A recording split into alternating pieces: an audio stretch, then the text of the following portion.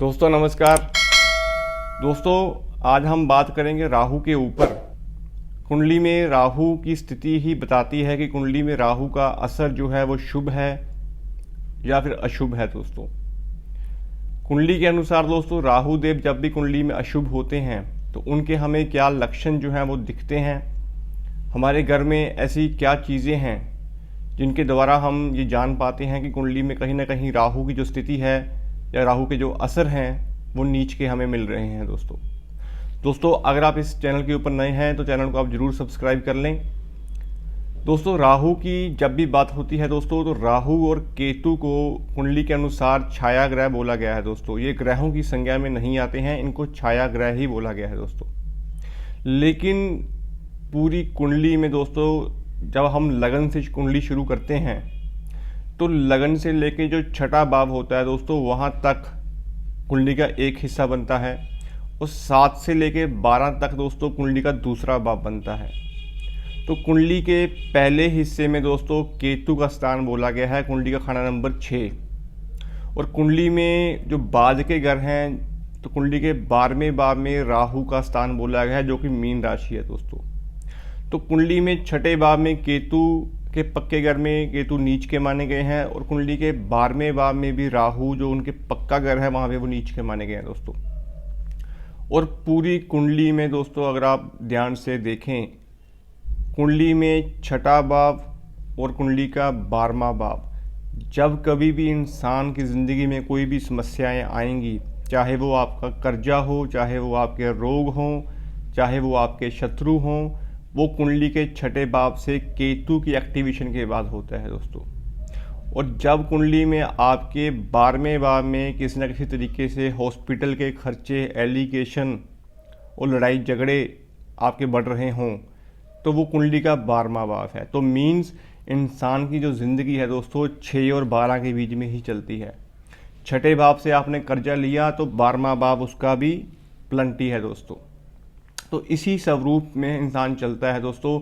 और 6 और 12 के जो बीच में एक सप्तम भाव पड़ता है दोस्तों, सप्तम भाव में बुध जो है वो कारक माने गए हैं। तो बुद्धि का जो खेल है दोस्तों वो 6 और 12 के बीच में ही चलता है। तो इन बारीकियों को भी आप जरूर समझें। तो मैं इस टॉपिक के ऊपर आऊँगा दोस्तों कि राहु कुंडली में कब हम जानें कि राहु कुंडली में अशुभ है। दोस्तों जैसा कि मैंने बोला है कि कुंडली के 12वें भाव में राहु पक्के घर के भी होते हैं, नीच के भी बोले गए हैं। कुंडली में राहु का जो स्थान है दोस्तों वो 12वें भाव का स्थान बोला गया है।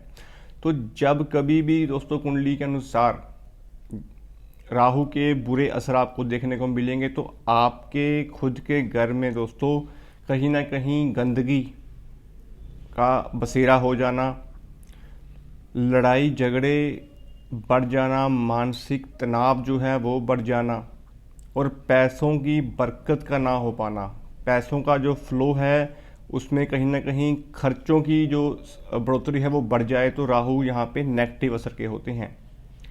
मीन्स आप कोई भी चीज़ कर रहे हो और उसके साथ उस चीज़ की आप प्लंटी भी भुगतान कर रहे हो तो वो राहु की नेगेटिविटी होती है दोस्तों।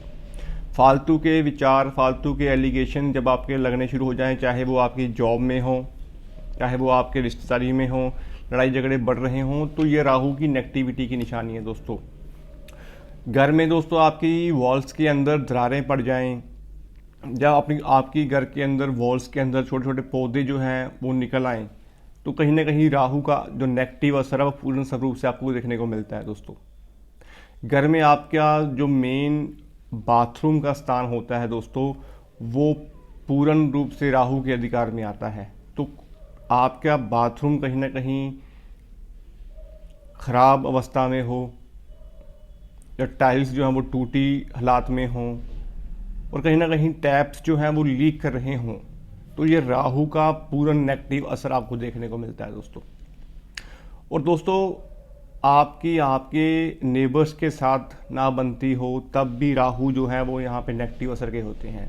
तो ये पूर्ण लक्षण जो हैं वो राहु की नेगेटिविटी के लक्षण होते हैं दोस्तों।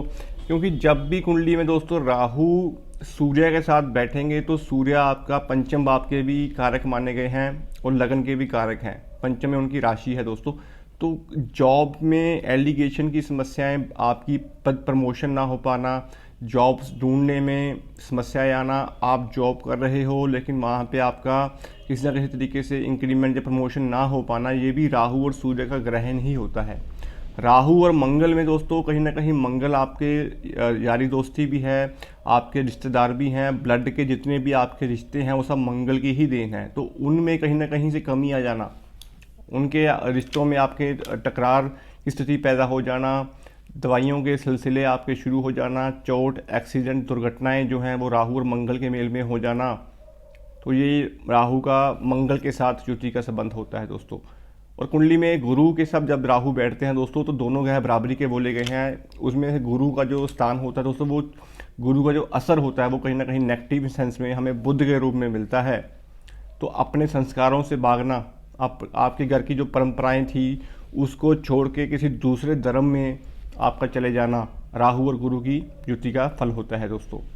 और घर में बड़े बुजुर्गों को सांसों की समस्याएं, लंग्स की समस्याएं आ जाना, आस्थमा की समस्या आ जाना, ये भी राहु गुरु के मेल के कारण ही होता है दोस्तों।